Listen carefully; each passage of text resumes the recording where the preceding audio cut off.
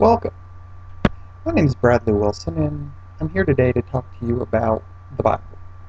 Uh, my goal in this video blog is to introduce you through the entire Bible from Genesis to Revelation.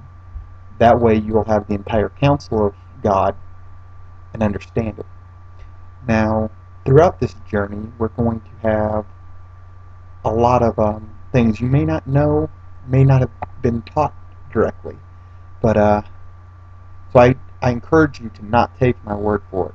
What I'm looking for you to do is listen to what I say, and then go be a Berean and check on these things yourself. Uh, makes it very important that you do this, because if you don't, you have a tendency to be suckered into different kinds of religious systems. And just so you know, religion is terrible. The most anti-religious person that's ever walked the earth was Jesus Christ. He despised the way that Jews had turned the love of God into the religion, and the Pharisees were the keepers of that religion. They basically destroyed what God had made. Anyways, so this journey is pretty much going to be about the most fascinating piece of literature that the world's ever known. The Bible consists of 66 books written by 40 different authors over a period of about 2,000 years. It's the most exciting drama that the world's ever known, and it's a great love story for the ages. It's about crime and punishment, about the greatest grace imaginable. It's also about the most horrible wrath that is possible. It has so much depth that if you don't look very closely, you'll not understand the ultimate triumph in human history, or exactly what to expect at the climax. Lately, modern society's made it a joke. You see it everywhere. People laugh and say, Jesus Christ is coming back soon, and boy is he ticked. But he doesn't say ticked on the bumper sticker, but y'all pretty much know what I mean. Or you've seen those South Park episodes where they make Jesus just look like to be a bumbling fool, and the devil to be this suave, sophisticated big guy. As you see, society really doesn't care anymore about Christianity. In fact, they're more tolerant of Islam than they are of Christianity. If you notice, we'll resort back to South Park. Not a fan of the show at all, but doing research, I have stumbled across it, and I noticed that Muhammad was portrayed in an episode, and the extreme Muslims they freaked out and threatened to kill the the creators of South Park. So that'll pretty much show you their level of dedication to their so-called Lord, their so-called God, Allah, which is not the same God that we worship here, the Yahweh, Jehovah. Two totally different, two totally separate entities that we're worshiping, and they'll try to tell you that we're worshiping the same God. We are not.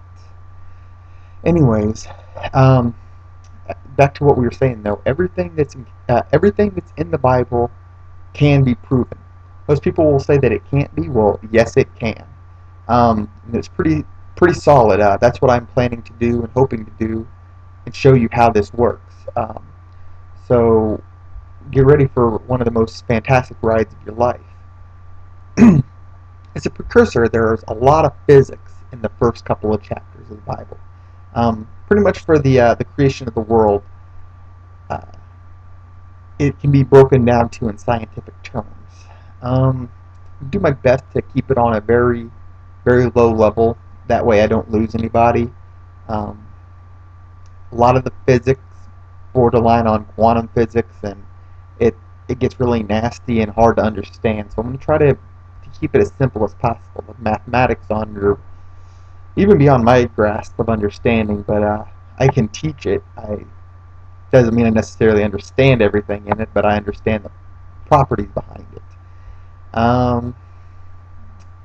Anyways, like I said, if you don't believe any of this stuff, or please check everything I say. Uh, I don't want you to ever say that you have been misled.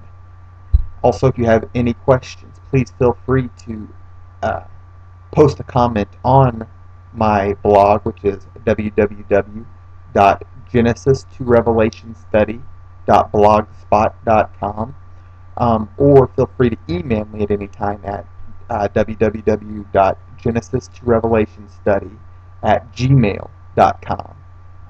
I will answer every question that is presented to me. That depending on how much traffic I get, it may not be answered immediately, but I will get back to you as soon as I can.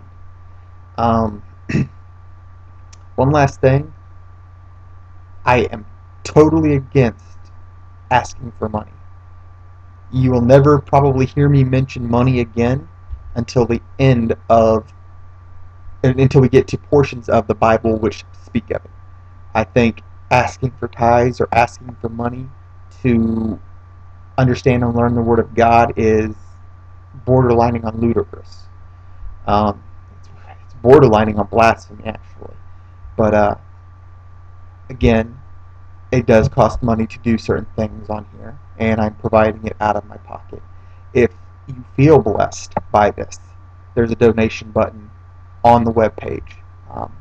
Please feel free to click it, but know that you do not have to. I am not expecting it, but it is there in case you do feel blessed. Other than that, I hope everyone has a great day. I'm really looking forward to starting this introduction. This was just the introduction. I'm really looking forward to actually getting into detail with everything. And we'll start Genesis 1:1 in the next video. Other than that, everyone have a great afternoon, great evening wherever you are, and peace through Christ. Shalom.